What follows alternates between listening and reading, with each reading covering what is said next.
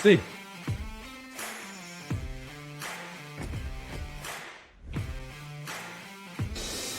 Oh, hello and welcome into the latest edition of ESPN FC. You just saw Mourinho giving the C. This is the Florentino Pérez 2026 campaign, confirming that it will be José Mourinho if Florentino Pérez is to keep his place as president. Kay Murray here, Craig Burley, Stevie Nicol and Rodrigo Fáez joining us. And this all comes just as we're going to air tonight, Rodrigo, at a time when his challenger, Enrique Riquelme, is actually on TV in Spain announcing who his superstar signings will be. That's why, well, thanks for having me, first of all, Kay. And that's why we're with the cell phone, trying to update, every minute, because we don't really know how he's going to counter-attack this big news related to Real Madrid. Yeah, Mourinho is the coach for Florentino Pérez for next season on Real Madrid. This is something that we already knew from April, but, the surprise tonight was quite massive, and all the people around Real Madrid are like, oh, he's back. Let's set this on fire once again, as he did when Pep Guardiola was around. So big news for Real Madrid indeed. Yeah, absolutely. Does it change anything to do with the elections then coming up on Sunday? I do believe that doesn't matter who is going to announce Enrique Riquelme, that Florentino Pérez is going to be the winner. I don't know real advantage in between Florentino Pérez and Enrique Riquelme, because Florentino has the advantage of everything. He's in charge of Real Madrid for the last 13 years. He's got trophies. He's got the authority, the global development of Real Madrid. So I think he's the main favorite. But let's see what Enrique Riquelme will announce, because everyone is wondering if Erling Haaland or some PSG player could be announced tonight within minutes for Enrique Riquelme's candidacy. Where are we on the level of excitement or disappointment at the Mourinho appointment? Yeah, in terms of the fans. To be honest, if you talk to the fans, they are all kind of delighted, because they wanted someone like Mourinho. After Xabi Alonso, he was a different profile. After Arbeloa, he was a low profile for Real Madrid. Mourinho is like, okay, we're going to be back there. He's a great image worldwide. He's got the attitude, he's arrogant, and that's why the fans think that Mourinho is someone needed for Real Madrid and for this locker room with this discipline, lack of discipline during the whole year. But I'm looking at as well. Why are you laughing? I'm thinking, be careful what you wish for. That's what I'm thinking. I'm thinking about the type of football that they've played. Yes. Recently, in the latter stages of Ancelotti. Then this season, where Barcelona have been exciting, yes, successful, forward-thinking, progressive, and Real Madrid have been standoffish, pedestrian, allowing a lot of teams possession. Mourinho has this global image of this hugely successful manager, certainly when he first started out, but he's also got this image of a manager who his football's a little dull, a little dated. Yeah. Surely Real Madrid fans look at what Barcelona are doing and say, can't we just have a piece of that excitement as well to go with the success? Because I don't see how Mourinho's going to bring the experience as a manager, but he's also going to bring a type of football that is staid and stale. Yeah, I agree. And that's why this morning, talking to one of my Real Madrid sources, they were kind of worried about this second coming of José Mourinho, because they were considering that Mourinho is an old school coach, yep, and he's not at the same line that Xabi Alonso is now at the moment, for example, or in the same line that could be Álvaro Arbeloa in a near future. They consider that it's a great impact for the fans, but not a big impact for the sporting side, which is something that should worry all the Madridistas, because you got Mbappe, you got Vinicius, you got Rodrigo, you got Mastantuono, lots of youngsters and lots of Mundial, worldwide cracks, and you don't know exactly what it's going to be like, because we got to remind how is the sporting direction policy at Real Madrid in the recent years. They've been signing people 18 years old players with a good present but better future, and now Mourinho comes again, and now he's asking for Dumfries, which is 30 years old. He's asking for some other players like Konate, which is 28 years old. It's like a completely shift in Real Madrid sporting direction. So that's why fans are indeed delighted with Mourinho, but inside Real Madrid, some people, some sources are quite worried about that. I never thought I'd say this. So basically, Mourinho's first job when he goes through the door is going to be convincing all of these young players that this is how we should do it. Because all of these young players have been brought up a completely different animal than what he is. We got it. Enrique Riquelme just announced, breaking live news, Enrique Riquelme just announced that he has signed Erling Haaland. If he wins, Erling Haaland, according to Enrique Riquelme, now live in Spain, Erling Haaland will become Real Madrid player. I don't understand how this works, because how can Riquelme and how can he announce Erling Haaland unless he has a deal with Manchester City? The thing is that Enrique Riquelme... Are they just making... Sorry, are they just don't let the facts get in the way of a good story. Come on. Is he just throwing that out there to say, if I get this president's role, I will bring you Erling Haaland? Yes, that's it. But that you cannot guarantee that. But in the same way that it happened with Figo, where the player has to have agreed with the same style. Because, I asked the Enrique Riquelme people, like, okay, what about if you announce Haaland and then he doesn't come? Right. It's like, no, we're going to be in a lawyer office this morning, in an attorney's office this morning, to put it in a paper, in a document. So I guess that he has an agreement with the player. And the club. And after that, he will have to negotiate with Man City. But this is quite, breaking news, because it's like, okay, Mourinho impact was massive on social media, but now it's like Erling Haaland, it's like everyone. Now Twitter is on fire. Do you think that will make the difference? Enough? I doubt. Right. I doubt. One of the things that Enrique Riquelme just said is that he will announce next Real Madrid coach if he wins on Friday, on Saturday. And he's saying that his coach is going to be completely opposite to Mourinho's style. And he's going to be a superstar coach. So we don't really know if he's going to sign, well, indeed Pep Guardiola, no. Indeed, Luis Enrique is going to be impossible, but maybe... But a Spaniard? Mikel Arteta, maybe. That could be one name. Maybe could be Unai Emery. I don't see Unai Emery like a big slots available.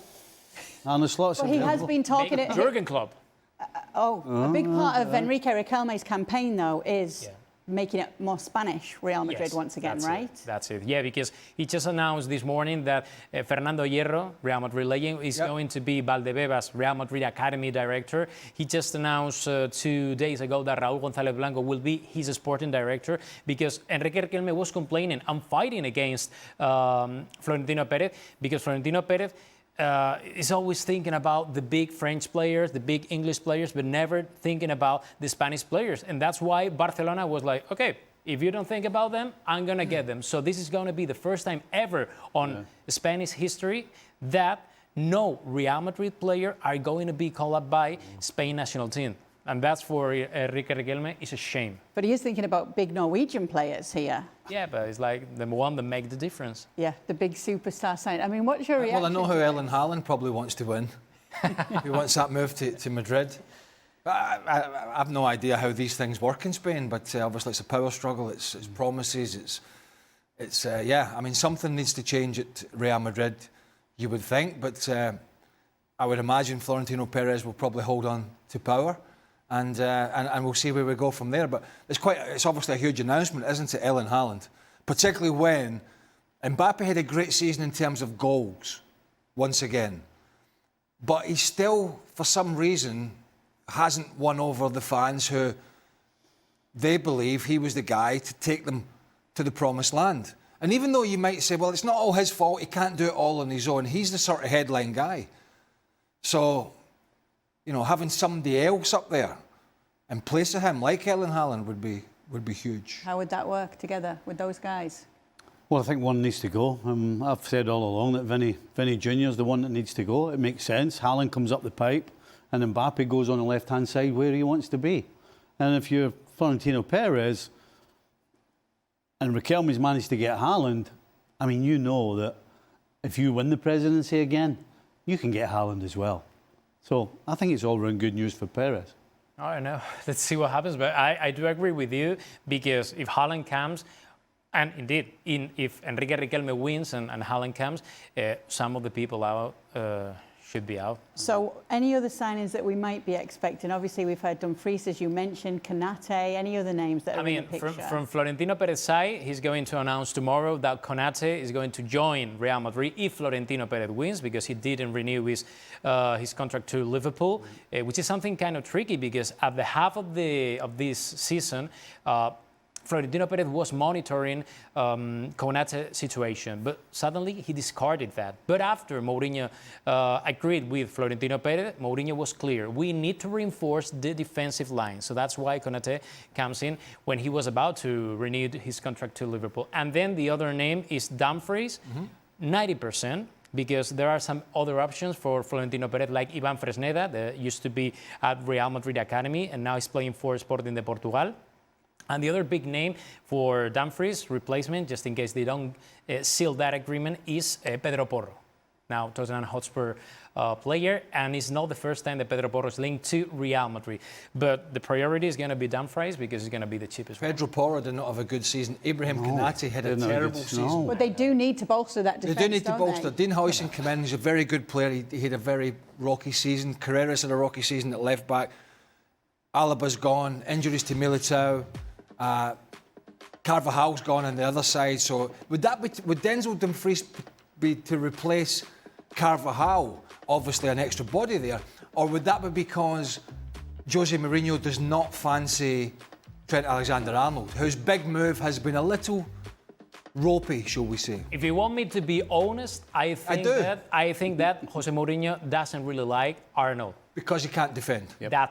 That's it. This is something that we saw during this season. I mean, he attacked really well. He got a great deliver. But at the end, if you're a right back, you got to defend. Real Madrid's got a squad that doesn't defend well. Yeah. They've got a whole squad. They don't just need one guy in Denzel Dumfries. Yeah, but you're talking about Mourinho. And again, as Craig just pointed out, you're signing Konate, who's had a terrible season. Absolutely terrible. So they're not in a good place.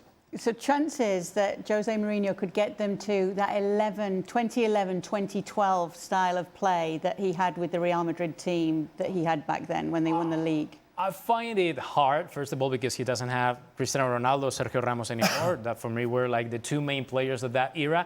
And secondly, because it depends on the final signings that he's going to have in the next month. Indeed, always saying that Mourinho is coming to Real Madrid if Florentino Pérez wins these elections. But I find it difficult. They don't have the personality. They don't have the presence, as we say in Spain, on the pitch that he used to have with Sergio Ramos, with some other people. And on defensive line, he's going to struggle because Militao, for me, is one of the top 3 center-back players worldwide. But what about his injuries? It's always like, okay, I'll play 1 month and a half, and then I'm going to be 6 months out of Real Madrid. And there's no Militao replacement on the market. In my opinion, Militao's done would be the wrong thing to say, but it's a situation where you 100% cannot rely on him at all. And when we're talking about the last couple of seasons, last 2 years, you don't go from having 2 years of trauma, injuries, in and out, breaking down, getting fit again. I mean, mentally, you're scarred to think that Militao, even if he stays fit, is going to be the Militao of 2 years ago before all these injuries. And for me, they have another problem in Real Madrid, is the midfield.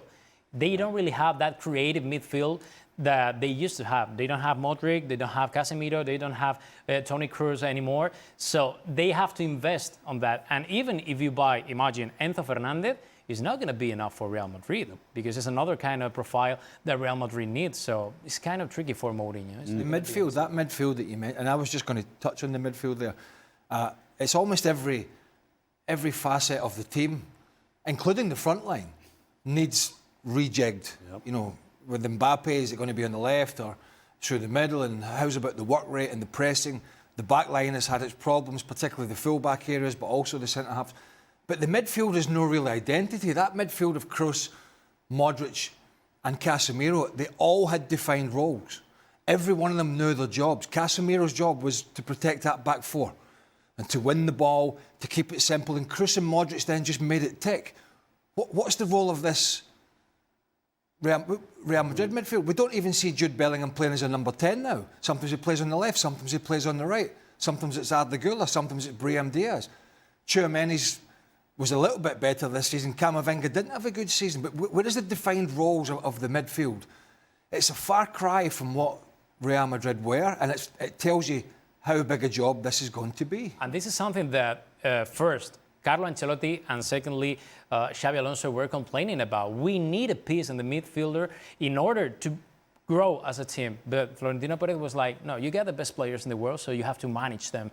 Don't complain about this. Don't complain about not having Rodri or not having Enzo Fernandez. Just manage these players. That is why Florentino now is changing his mind after Mourinho signing. Like, okay, if Mourinho, which is going to be the third coach in a row, asking me for this, now I get invested.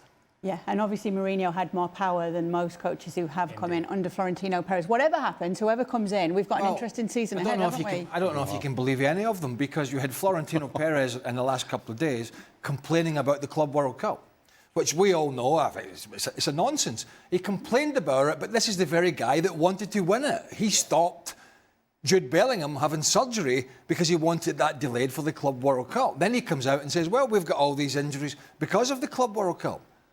I think as he's getting a little bit older, he's making less sense. I remember that in the World Cup, the Club World Cup was PSG, and they won the Champions League trophy. Yeah. Yep. Okay. But that's one little swipe, just in case anything else has come up before we say goodbye to Rodrigo. Remember that Haaland is going to Real Madrid if Enrique Riquelme wins, and Enrique Riquelme is going to announce his coach, on Friday or Saturday, and he's going to be a superstar coach. Okay. So that's not the reason we bring the phones into the studio. So sometimes just before going off here, just to put a little pizza order in. Lovely stuff. Well, we've definitely got an interesting season ahead in La Liga, whatever happens. Rodrigo, thank you so much. Thank you very much. It's been a pleasure. For bringing us up to date on all of it as that news broke tonight. You can catch more of Rodrigo on Ahora o Nunca, which is available weekdays on YouTube. Make sure to stay up to date with all the latest news from La Liga and beyond right there.